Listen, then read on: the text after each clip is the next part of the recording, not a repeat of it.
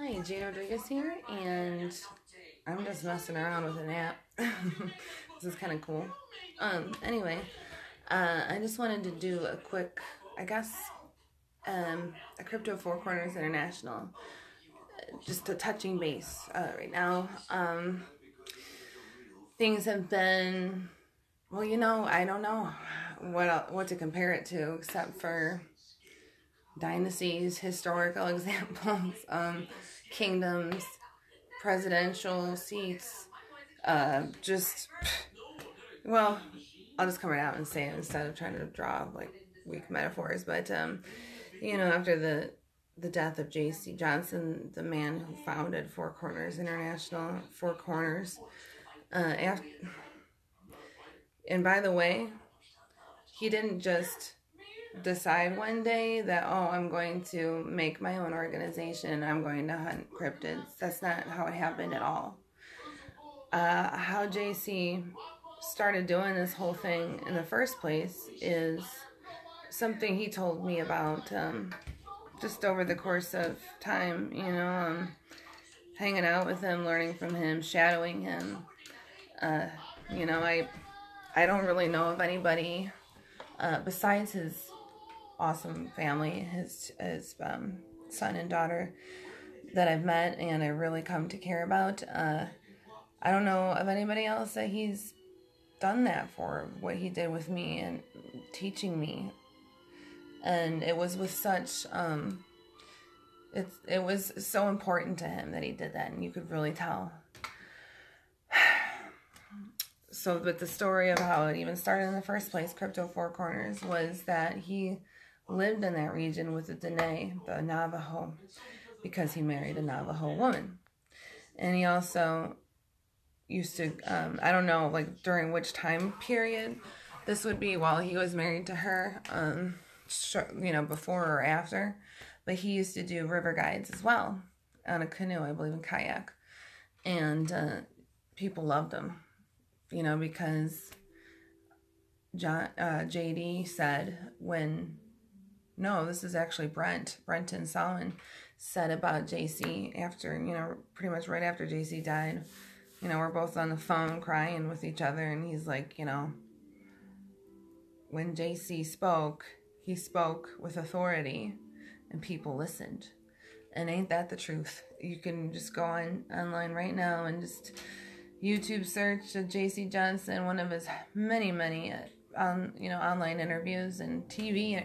He spoke with authority, and that's something that God placed in that man before he was ever formed in his mother's womb. So he came into this world with a design and purpose made by God. So so his daughter is about my age. So, that was some time ago, mid-70s, late 70s, 80s, probably 90s. I think he stayed out there for quite a bit. I never got like the exact time frame, but I'm just going to assume, since, he had children and whatnot. So the thing is I'm going to fill in a couple of blanks of what I don't know for sure with my own assumptions, because, it's a logical conclusion I'm drawing. I will assume that through his, I can recall specific examples he gave me, but like me, or like many of you out there, like Brenton too, who, became a close friend of mine as well, good friend of mine. You can even hear him talk about it on his show, where it's just these things, these creatures, these entities, these situations, they always appeared to him. Brenton had very many frightening experiences. JC never indicated, when he was a child, and JC never indicated that his experiences as a child, he never outright said he had them as a child, but I know that he must have. But I've just never met anybody like that before. So I don't know if he was a Christian at this time when people started coming to him. I don't know if you call them medicine men, but the tribal elders, people who had authority within the nation of, Dene the Dene people came to him to deal with these sorts of topics and issues, real issues, horrifying issues, terrible issues in the realms of, you know, the cryptids. You know, we're talking flying gargoyle type things with like nails that are sharp and leave like huge claw marks on the side of people's trailers. We're talking about all kinds of stuff. So they were the ones, like the elders and the tribal leaders were the ones who came to him for help when things like that happened. And then, you know, the gift that JC had, I know a lot of you people that came to know him and love him and listen to him, learn from him over the years. You interacted with JC, talked to him online. But when you are actually with JC, when I was with JC, there's something very supernatural about the man.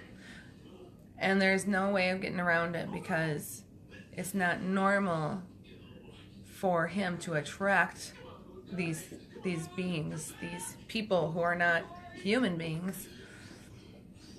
It's not normal for you know what I mean? It's something that you don't see. You know, it's a once in a lifetime kind of thing. And you know what? For me, personally, having met somebody like him made me feel less alone, less like an oddity, because I was always able to, not able to, I know, it's not like I was seeking it. But if I wanted to seek it, and I had 100% success rate, you know, seeking, you know, the entities or whatnot to come, you know, and reveal themselves, show themselves in the physical manifestation. That was something that I was always haunted by, I guess you could say, as a child. Similar, but not the same situations at all, because this was Bigfoot. This is Sasquatch and Dogman, but it's particularly Sasquatch that JC had. I mean, there's no way of explaining it. You knew that when you were with him, all he had to do was say, you know, okay, well, if they were there in the first place, somewhere where you couldn't see, he would know. And then second of all, like maybe you would be skeptical, right? Because he told me about David Hatcher's children, all kinds of stories. You know, that's the guy from Ancient Aliens. It doesn't matter. He could, if it was in the vicinity, he would be able to make a call if he wanted to. And even if he didn't, they would want to go to him. And we're not talking words. We're talking about big males. We're not talking about one. We're talking about a whole tribe of them sometimes. Now, there's nobody else like that I know of. Never will be again, except the exception. I mean, not, but when me, him, and his son all hang out together, I have so much, like, evidence. There's just so much, and especially there's this one voicemail. I'm gonna have to go on my PC to get it, but it's the weirdest thing that, you know, it should not exist. It should not be happening. Like, things like that. Like, it's impossible for this to happen. How? But yet it does. Like, yet it did. Like, I saw a Sasquatch with my own 2 eyes because of him. So, you know, that being said, it's a tremendous burden. Can you imagine, you know, everything I just said about the tribal leaders coming to him for help? And we're not talking about like, oh, we saw a Bigfoot picking berries in our berry patch and that like kind of freaked us out. We're talking life and death, skinwalker type of things, heinous, as he would say, heinous acts of evil, heinous people giving themselves over to evil. And then you got your straight up, you know, monster type of situation that we don't know where, like, you know, what its origin is, if it's like that all the time, if it shapeshifts, if it was ever human. One thing we always knew for sure is that they were of a demonic fallen angel origin at its root.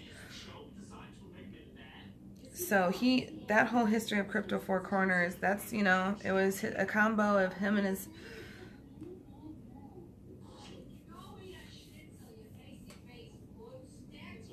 I'm sorry, I can see it in my mind, him in his room with me and showing me pictures of the places he went on the river and how intimately he knew that river, those rivers, San Juan. He just loved it so much, and he loved people. He had so much more patience than I did. Well, that being said, it's hard. What do you do now? What do I do now that he's gone? Him saying the things he said to me, you know, a lot about, for some reason, I don't know what he wanted. I was like second in command or something. I remember him saying, I'm the president, you're the CEO, you know, Jack Spice. Oh no, he called me the vice president. He was the CEO. Lyft driver.